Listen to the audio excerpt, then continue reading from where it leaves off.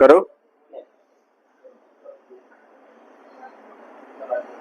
दिनांक 29 मार्च रविवारी सायंकाळी 6 वाजता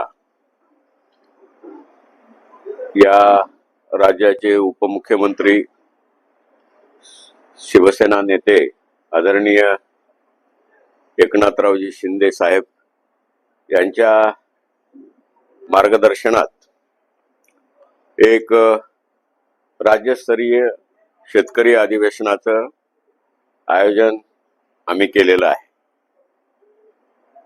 सर्वसाधारण या अधिवेशनाला राज्यभरातून 40,000च्या आसपास प्रतिनिधी या अधिवेशनात सहभागी होतील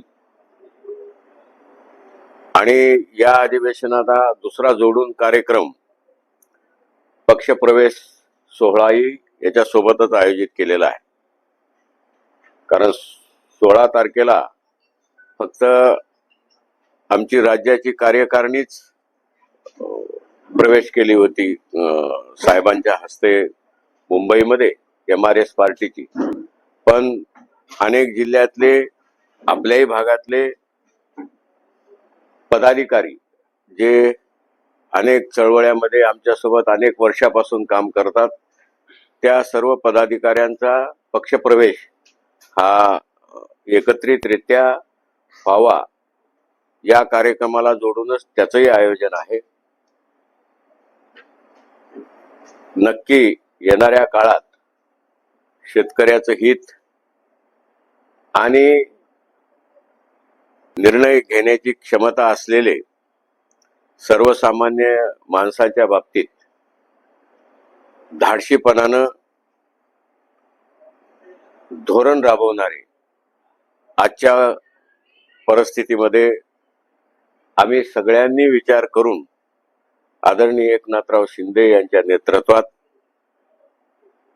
भविष्यामध्ये त्यांच्यासोबत राजकीय दृष्ट्या आणि सामाजिक दृष्ट्या सर्व बाबतीत त्यांच्यासोबत त्यांच्या प्रवाहासोबत काम करण्याचा निर्णय आमचा झालेला आहे.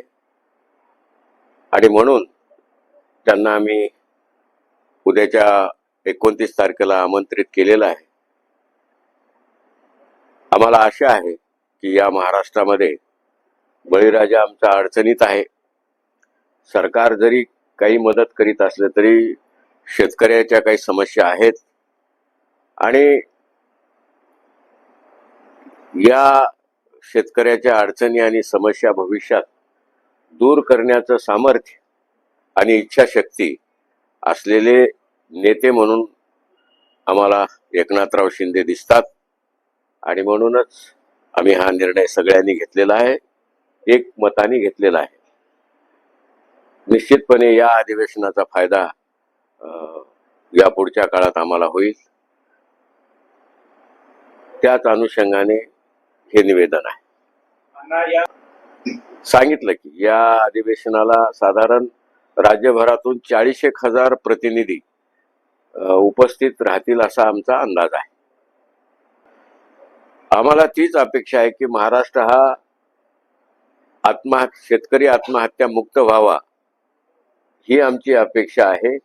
आणि या बाबतीत सकारात्मक इच्छाशक्ती असलेले नेते म्हणून आम्ही शिंदे साहेबाकडे पाहतो.